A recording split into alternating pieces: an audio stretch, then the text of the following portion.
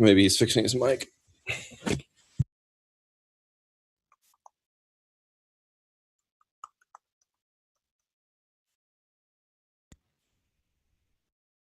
Hey, hello Hey, everyone. How's it going? it's going good. I have a quick question for you before we begin this session. We are recording, but Vitalik is going to implement FFG consensus on Ethereum Serenity release, correct? Um, I mean, there's been a bunch of changes to the consensus protocol, and so when you say FFG consensus, I don't understand what you mean. I thought Casper the finality gadget. See. Well, it became the beacon chain, and then the beacon chain's fork choice rule changed a bunch, and it's still kind of called FFG. Sometimes Friendly finality gadget, FFG.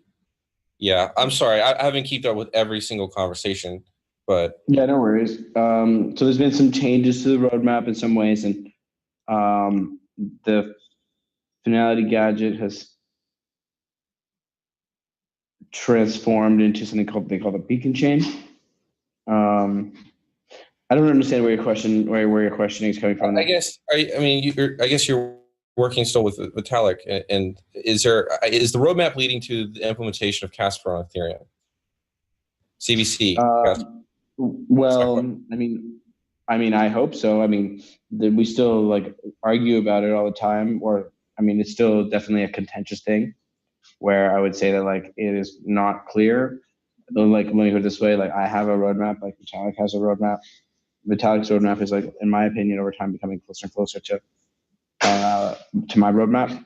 But I don't think that it's I wouldn't say that CBC Casper is part of the mainstream Ethereum.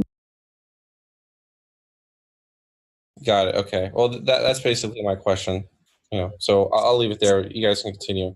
So sorry, what was that? I got dropped off. I said that was basically the root of it, which was are we moving slowly, perhaps towards the implementation of CBC on Ethereum, and that's just not, from your perspective, it's just not clear yet. Well, I think it's in my opinion, I would love to believe that's definitely what I'm shooting for, but I also am cautious, Cool. All right, that's all I have. Cool.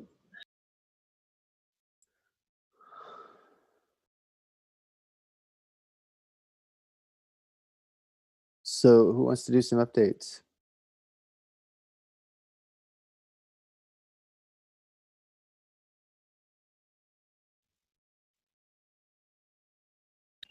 Well, I guess I have a bunch of updates. It's been a while since I've made it to a call. Slept through a couple of them. Had DevCon stuff on one.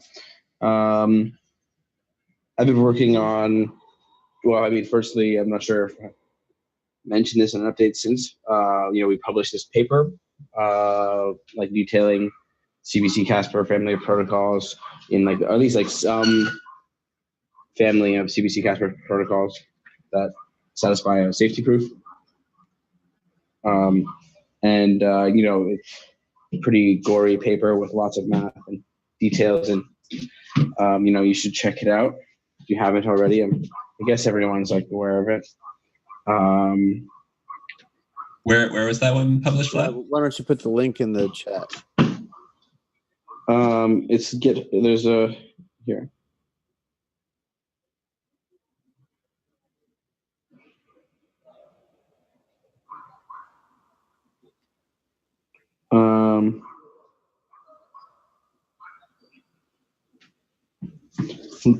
Can let me know if that link works for you.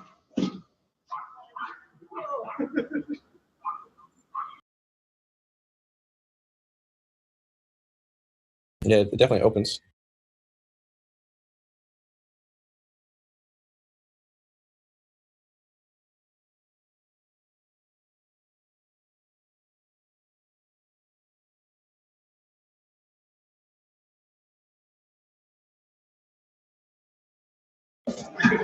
So that paper goes through the CBC Casper kind of protocol states definition in this set theory way with no no real behavioral stuff, just basically sets of messages as protocol states, and the superset relation as like a protocol state transition.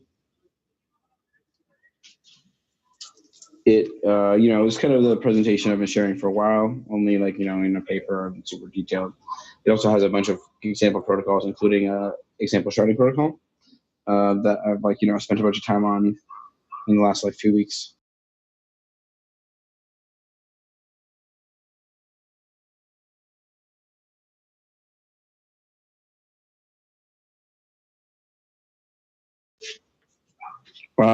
Also in the CBC Casper theory, as CBC Casper GitHub, you can see the sharding proof of concept that we've been working on at these various ETH hackathons. And we've been working there on this fork choice rule, trying to get also message routing with kind of atomicity guarantee, and shard hierarchy changes in order to do balancing, like load balancing eventually. Also, we've been working on light client definitions to try to, have some notion of scalability in the consensus protocol for when we look at sharding, so that you don't need to receive all the dependencies of all the messages that you look at. You kind of only receive enough to authenticate proofs of the stuff that are relevant to the user of the light client, for example.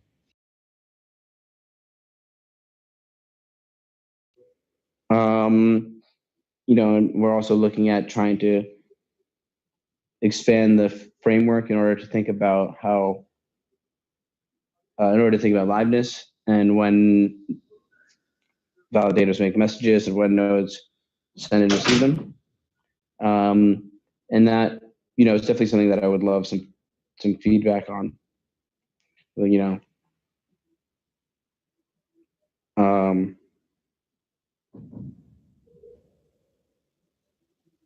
I guess we're going to use some program terms.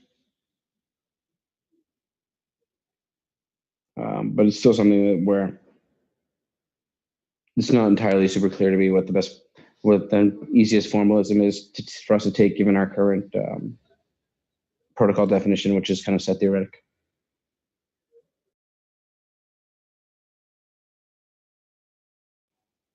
I also give in the appendix of that paper, we give the really concise protocol definitions as one as a fixed point, which is kind of cool. It's like the protocol states are generated by an operation of adding protocol messages.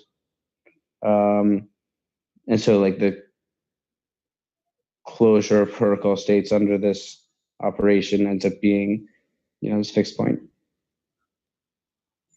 under a function that takes protocol states and creates new protocol states by adding messages.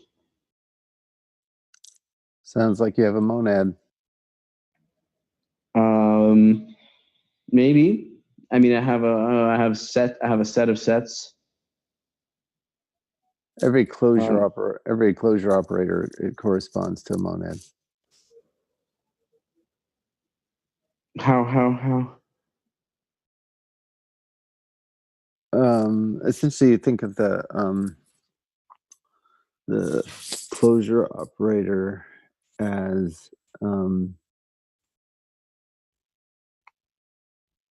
how do I say this? The iteration of the monad and the join of the monad is what allows you to construct your closure. That's the kind of the whole point of the monad, is that the monad is a notion of a closure property, right?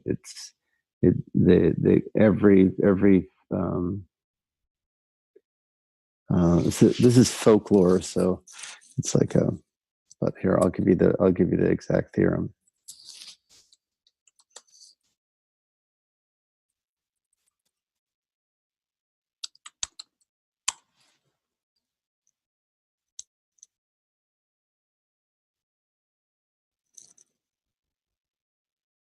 Yeah, here you go. It's there's dozens and dozens of these.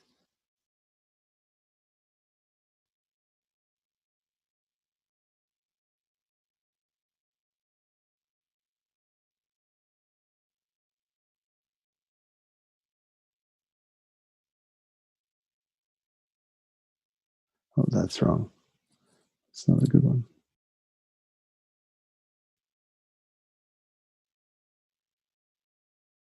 Here you go. This is from the NLab.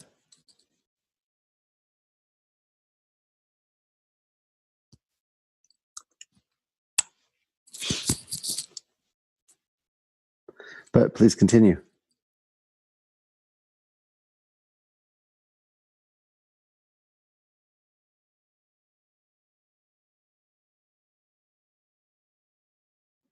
Cool. Thanks for the link. So, I mean, that is, I guess, most of the updates that I have. Basically, like, the paper is a major update. Work on sharding and shard rotation, and light clients are the other kind of like major updates.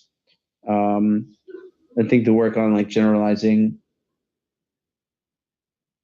/ refining the spec in order to have behavior is still pretty early stage.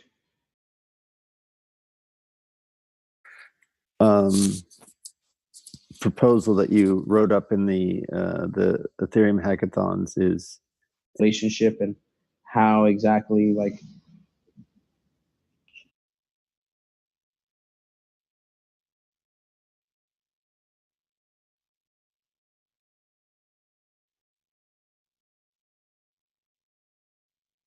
Hey everyone, Kent here. So yeah, congrats on getting your draft out. Thanks, Kent. Yeah, so yeah, just a few questions, I guess. So is this shard solution, I see this time to live, which is kind of new to me. But is this some kind of liveness strategy going on here? No, the idea with the time to live is that by giving messages a possibility of being sent before they're received, means that we need to orphan fewer blocks in the sharding solution when we're executing the protocol, because synchronization can be a little less tight in that, like, I can send a message and it might not be received for a few blocks, and that is totally like cool with the system, instead of things having to be received kind of right away in the way that merge blocks work. I see. Makes sense.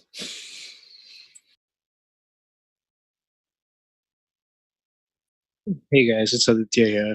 I'd like to add to that and say it's also the other way around, where you're unable to receive sent messages after a certain number of blocks have passed.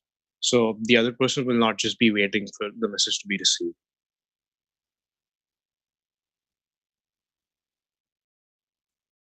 Yeah, cool. That makes sense. Thanks.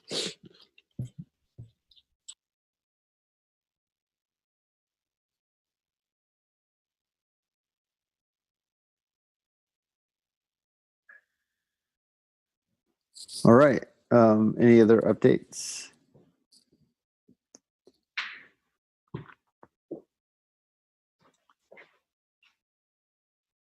Hey, Nate, do you guys have any concerns left about the light client spec?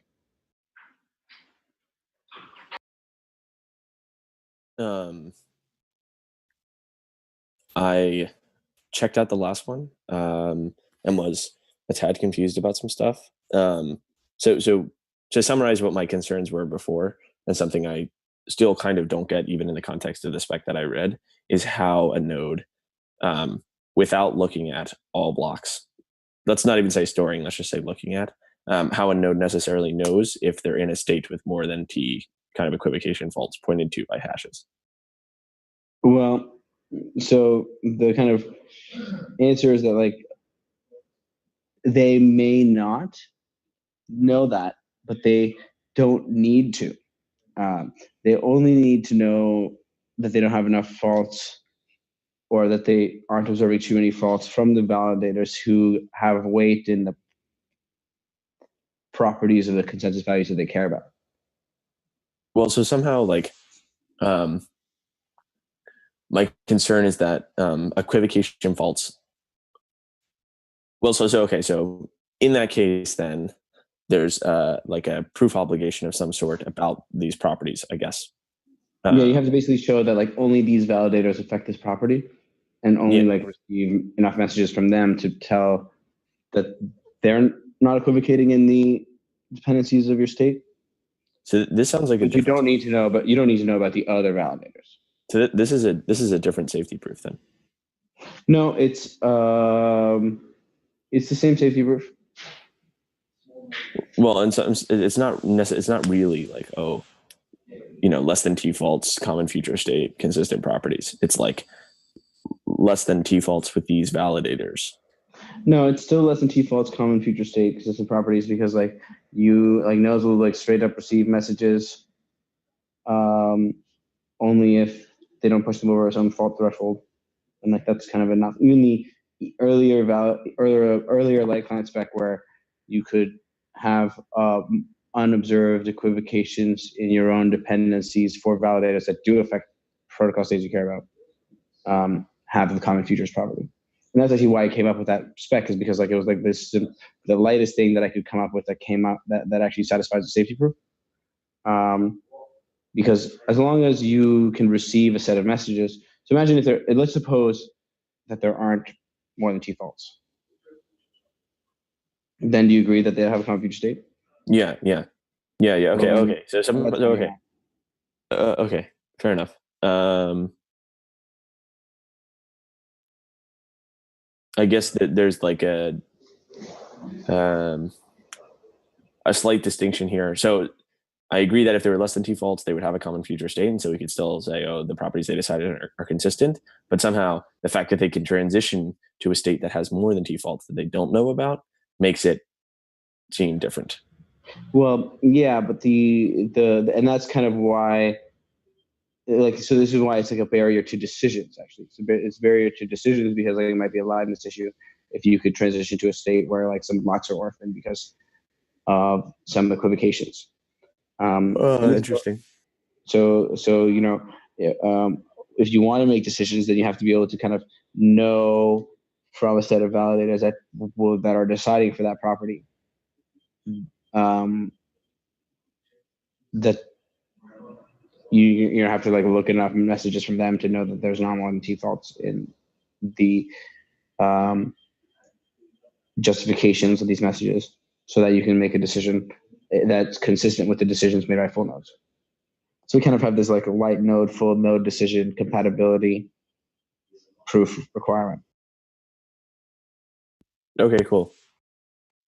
Yeah, that was my main remaining question, I guess. So that's cool to hear. Thanks. Yeah, it's definitely an interesting one, and definitely the behavior is slightly weird and unexpected if the fault thresholds are violated. But if they aren't, then it's all kind of gravy. Yeah. Cool.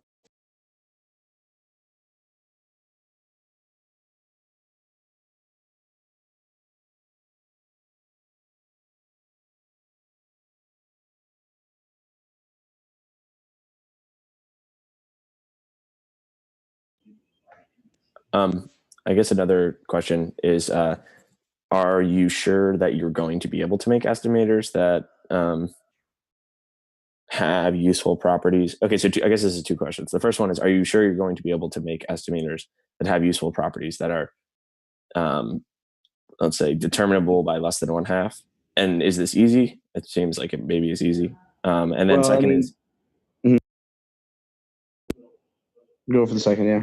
The second would be, how are light clients generally going to detect safety beyond just like, oh, once in a while, look at all the messages or something?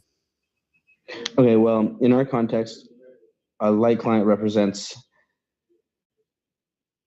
a node that receives all the messages from all the validators on a branch of shards, in the sense of like, you pick a leaf shard and then its parent and its parent and its parent until you get to the root. So, I mean, it's pretty easy to see how in our hierarchical sharding system we can give different validator sets to different shards.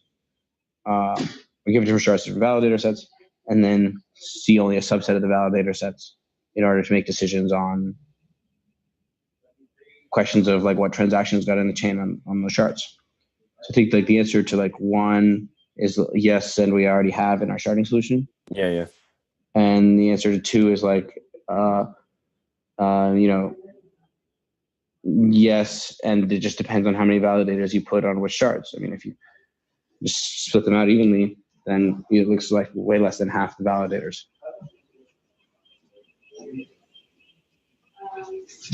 Sorry, I missed the last one. So detecting sharding detecting safety in the current hierarchical model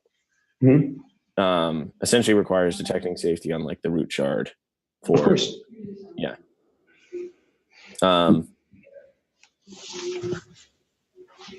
But somehow to do that with T equivocation fault tolerance, there needs to be more than, T people on that shard, obviously, etc. That's right. And I think, this is an interesting area of research. Okay, cool. Gotcha. Basically, and it's one of the reasons why I'm so interested in shard rotation, because I'm, optimistic that we'll be able to finalize things with T on the order of the entire validator set, while maintaining the benefits of the not having to look at all the messages on all the shards that we get from this kind of light client that doesn't look at all the validators. Okay, gotcha. Thanks.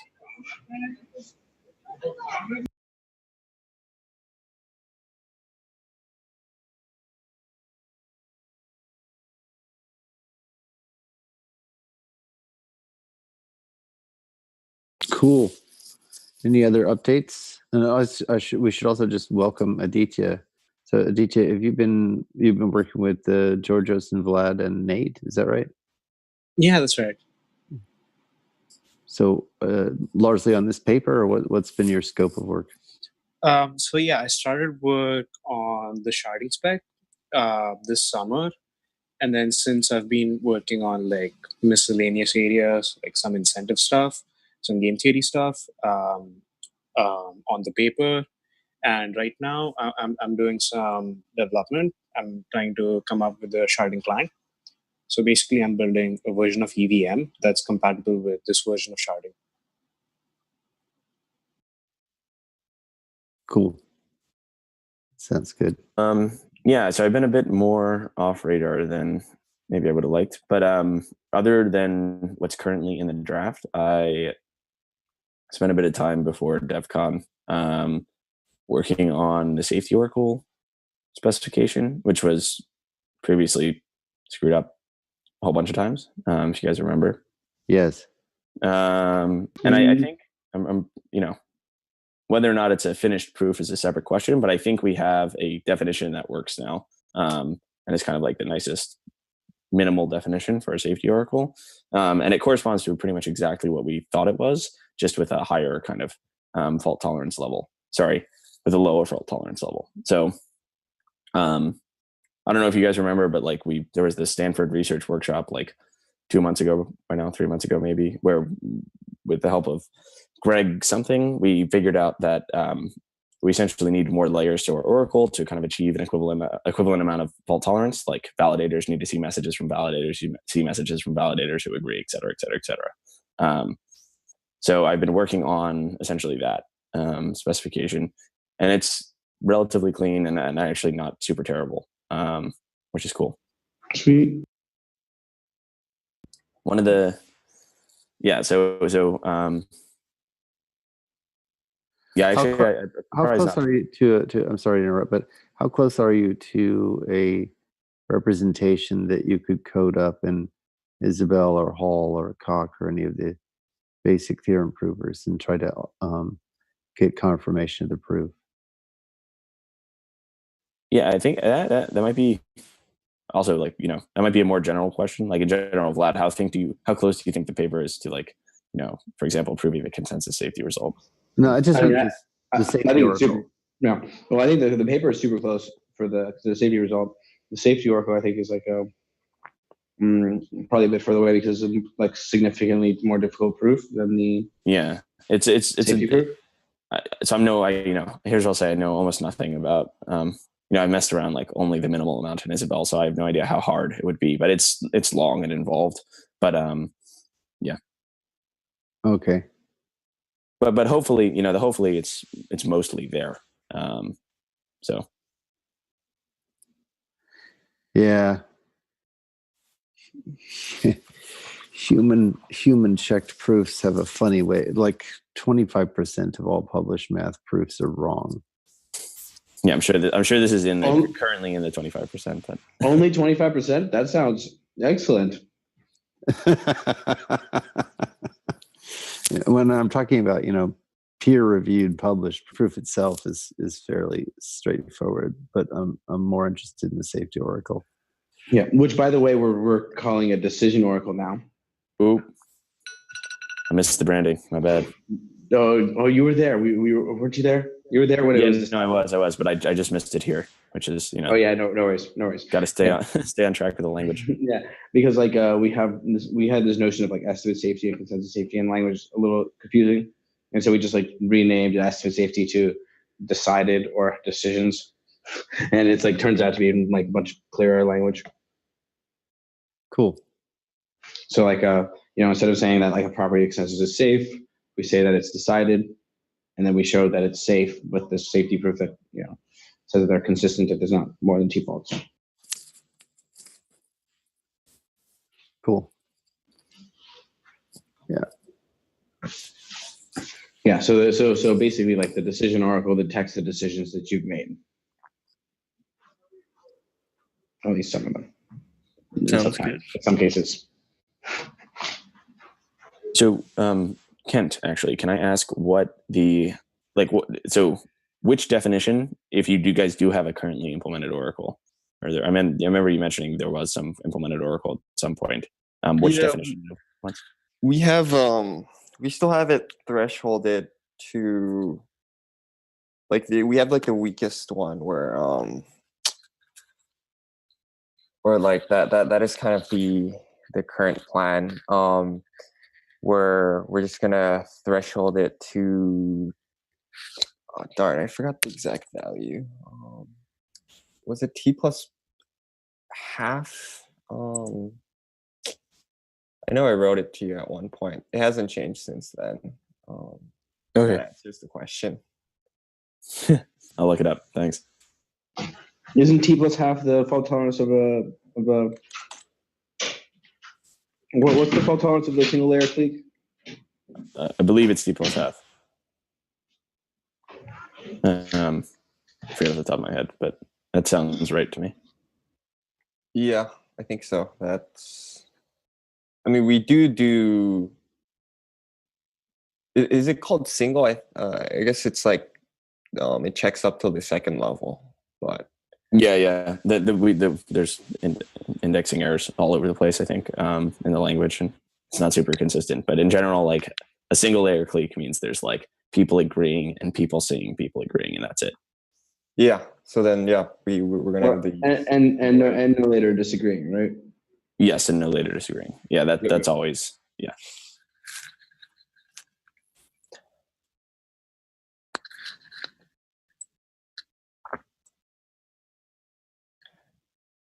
Yeah, so just quickly,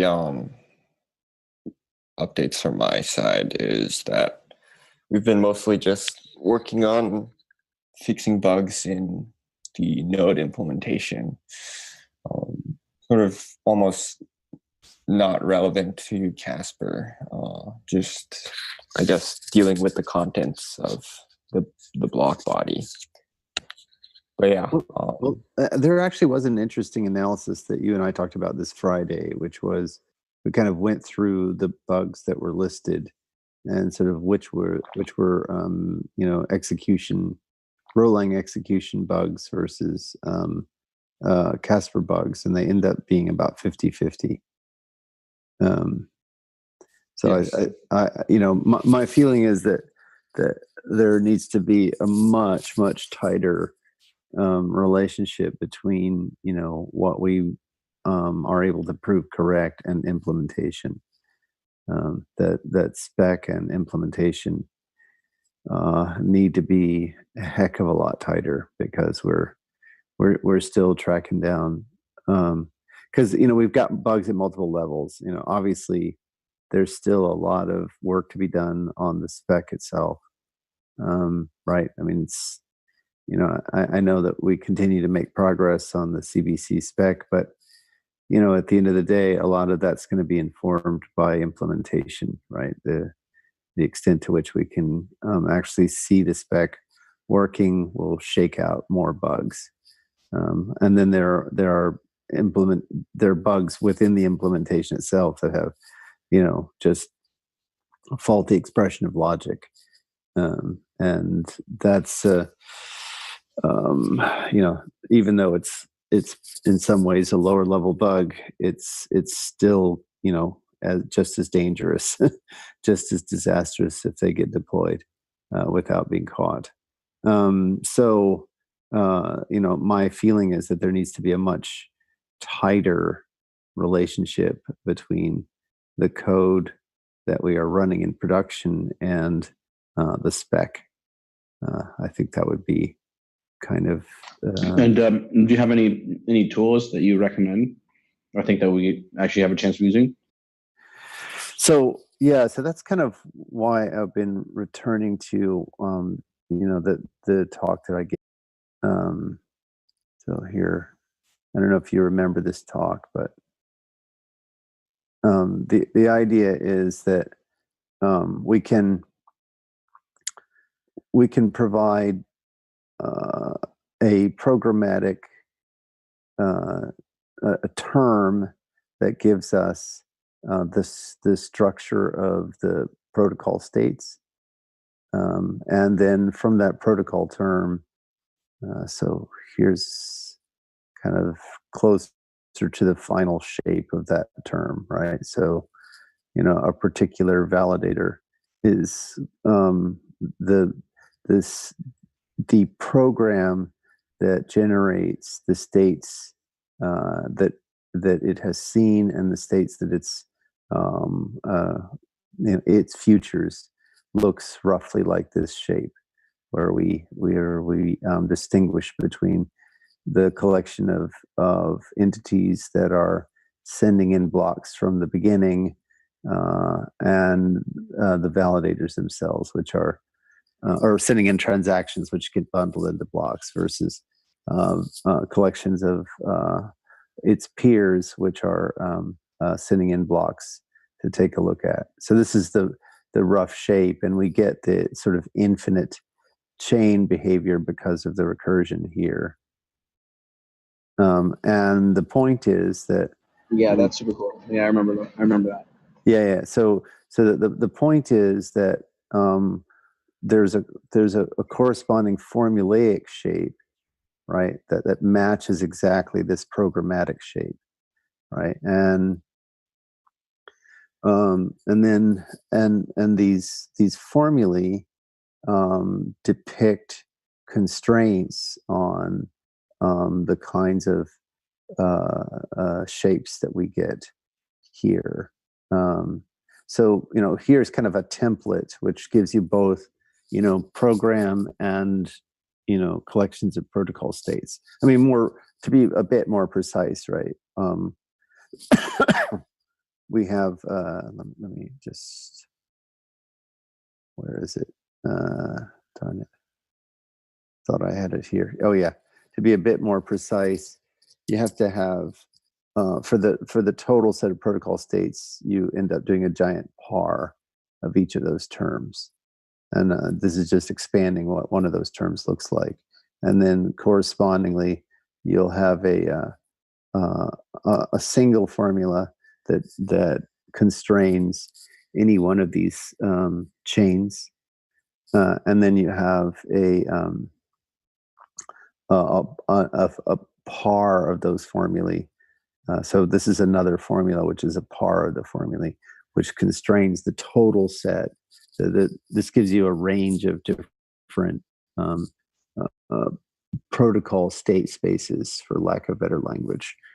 And so, the proposal is if we can use this trick to write down the states in a kind of reasonably featured Rolang, right? So this is somewhere between row calc, which is very, very austere discipline, right? And Rolang, which has a bit more structure in it, like like this kind of stuff here, this kind of pattern matching, which can be easily desugared down to something that's more austere and easier to prove things about. Then we can kind of work back and forth between spec and proof, so that what we get in the end is a spec that is actually executable code, and then the proof of correctness for the spec is because we've got a type and the spec type checks. So that's sort of the nature of the methodology that I've been proposing for a while. So I think now that the spec at this level here, the level of your paper is getting a little bit closer to something finalized, I can then go back through it and write it down like this, and then I can more or less, under certain assumptions, I can convert things of this nature into things of this nature, so that we get a nice tight correspondence between the two. Yeah, I mean, I think it's definitely worth doing that now, like it's as the spec changes, it doesn't change that much. So it's not like if you do the work now that it will be wasted. We're talking about relatively minor changes. Yeah. So I mean, I think I think we're on the same page there. I think now that you've got a spec that's got at least a little bit of consensus behind it. So let's see. So at least within your group, let me see if I can find your. Here we go. So you've got a group of 4, right? Who feel confident now that the spec is kind of getting closer, right? So you and Nate and Aditya and Georgios all feel confident that the spec is kind of reaching publishable state. Well, I mean, it's definitely something where it's something I say where I think For that is like it's really good. Okay. All right. Well, that's my. Then I think we can, but I think that the second benefit to that exercise is that it might give you a little bit more confidence or information about using this kind of term language. Yeah, no, we're definitely looking for this kind of thing. Stat, basically, like we really want a way to reason about liveness and express, the things like validators making blocks and sending them and receiving them. Yeah. It would be nice. Yeah. Just a couple of quick things about the paper. Like if in modern computer science, so like in your definition 2.2, what I've tried to say is like we've known for like the last 30 years how to write down, you can look at John Barwise's vicious circles to Barr and Wells category theory for the working computer scientist, to Ben Pierce's stuff, to just like ordinary programming languages like Scala or Haskell or OCaml. We know how to write down these nice recursive definitions, like in the message protocol stuff. So you really don't have to go through that stuff, like definition 2.7. I understand like why you're doing it, but it's you could compress all of that into a couple of different definitions, and it would be. Yeah, I mean, we're totally interested in trying to do that. And you should take a look at the appendix and see if you like those definitions a little better. Let me take a look down. The last one. Let's see. Page number? The last page. Oh, the last page. Okay.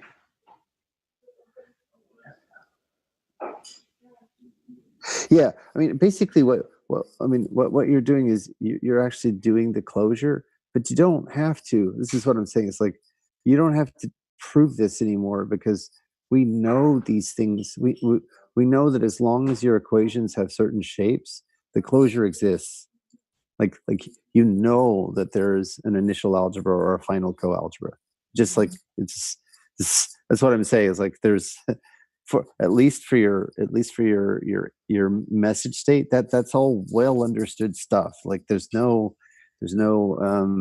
you don't have to spend a lot of time on this because the existence of that closure is given because your M thing really is a monad, and it's easy to write down the fact that it's a monad.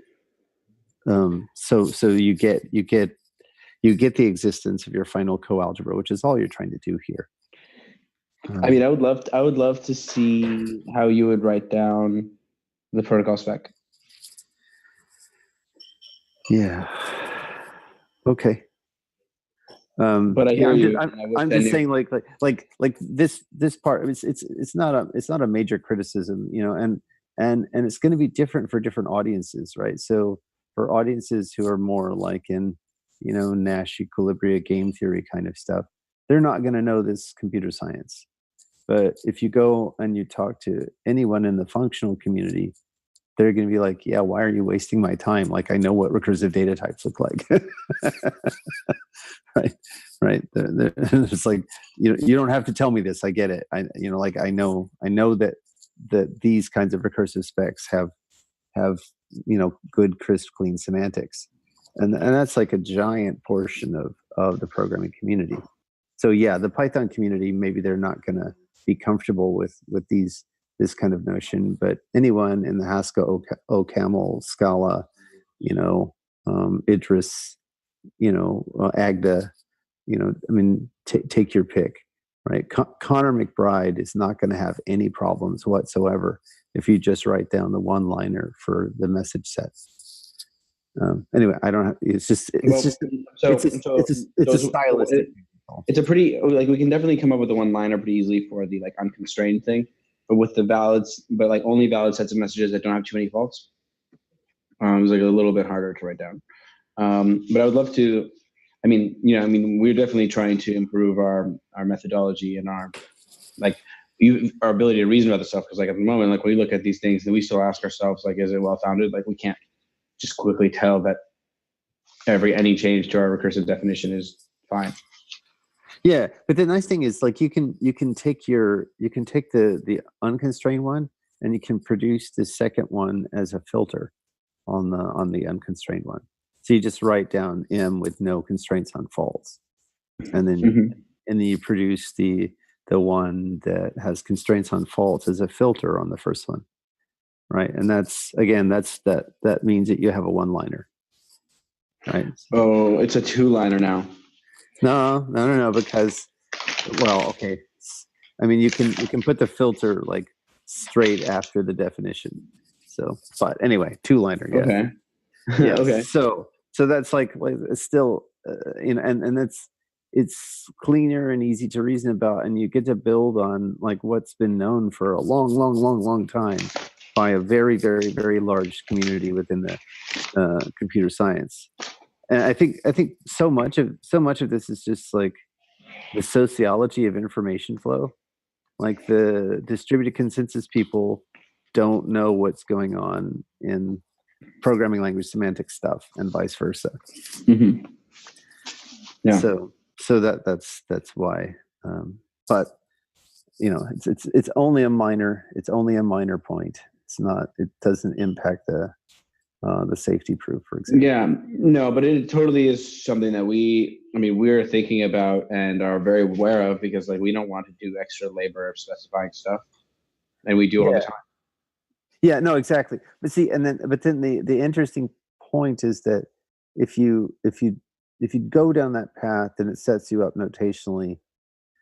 Basically, you have three choices for what I will call the meta language, which is the language that you're assuming is background to be able to write down your specs, right? So in order to write down your specs, like what you've done is you've kind of and you've laid it out with not a lot of rigor and formalism, just sort of saying here's our notation, and implied in the notation is a whole bunch of stuff, right?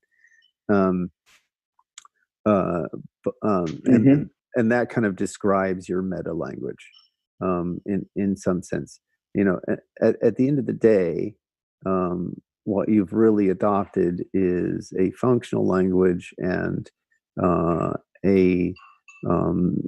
with some embedded set theory together with a corresponding spec language, which is your logical formulae. Now you could get really crisp about that, right? You could, and if you got really crisp, you'd have a lot more firepower. So in particular, you could have, a functional language with a comprehension notation, and so that subsumes your set builder notation. And then you could get really crisp about the logics that you're admitting for your set theory. So, for example, is it intuitionistic or is it classical? And even there, you'll find that you have you'll find that your life is made easier the more you're able to account for the computational use of resources as a part of your logic. So that would change your prerequisite notation setup, right? And it would give you a lot more firepower all throughout the paper if you had that capability. So I wish, Greg. I wish I had that capability. No, but you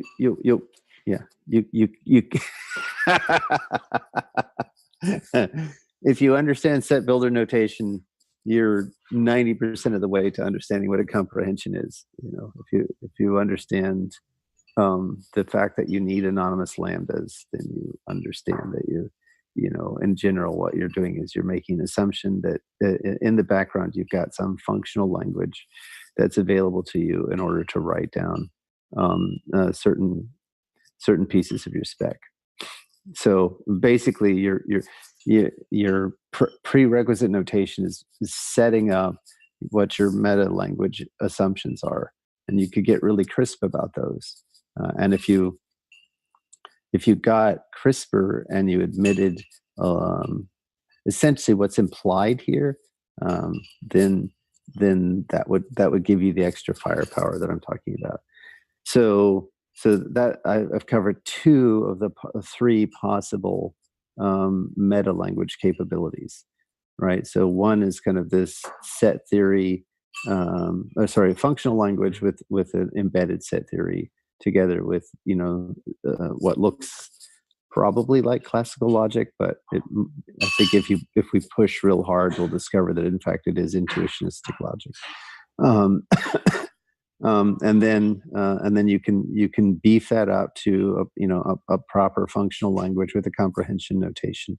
So you've got the capability of talking about some monads which are lying all over the place in the spec, and then so those are your two sort of most mainstream solutions for your meta language.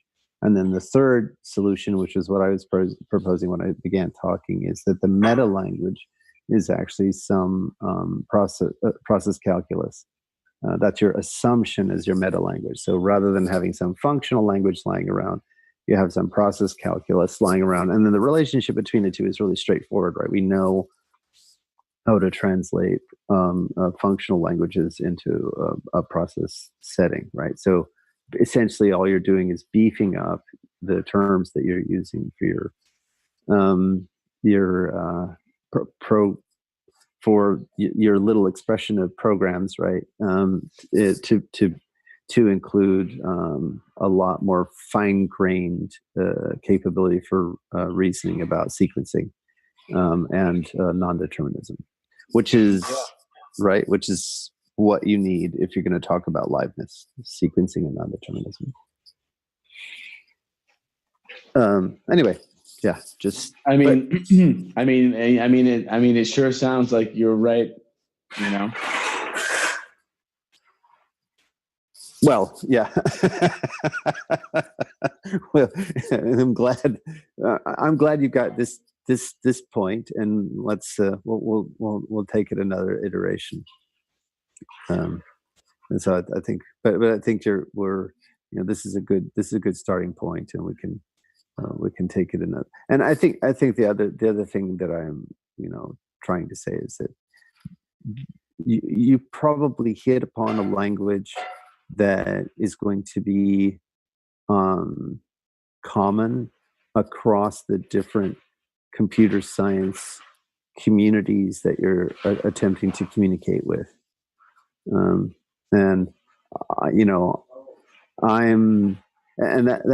has a lot of weight in this discussion, right? Because at the end of the day, you need to get buy-in from each of these communities before the protocol is generally accepted. What I've been trying to do is to say, well, I'm not going to worry so much about certain of these sub-communities in favor of trying to have the language fit the problem, and if the problem has enough gravitas to it, then these other sub-communities will come over and learn the language. So these are different ways of thinking about how to communicate the protocol. Mm-hmm. Does that make sense? I usually go for the latter. But I think there's definitely an extent to which using their language is useful, just because it provides tools that I don't have. But I feel like you're in a relatively different. You're in a different position because you understand these all these different tools. I use set theory mostly because that's what I'm most natively familiar with. Yeah, I get it. I totally get it. Yeah, exactly. And it's kind of hard to come up to speed on the. It takes a lot of time to come up to speed on the tool set, and basically you're trying to think about consensus, which is already hard enough. Yeah, I get it. I understand. Cool. And the whole economics and markets thing too. Oh yeah, exactly.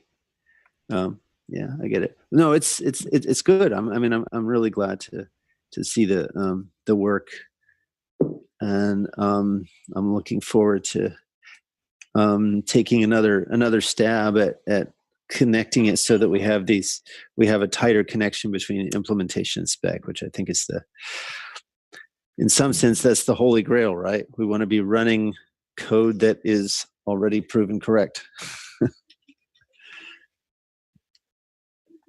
Yeah, totally agree. Sweet. All right, I got to jump over to the dev stand-up, but I thought fun stand-up, everyone. Yeah. Cool. Hey, Greg, I just want to leave you with one bit of information I just read.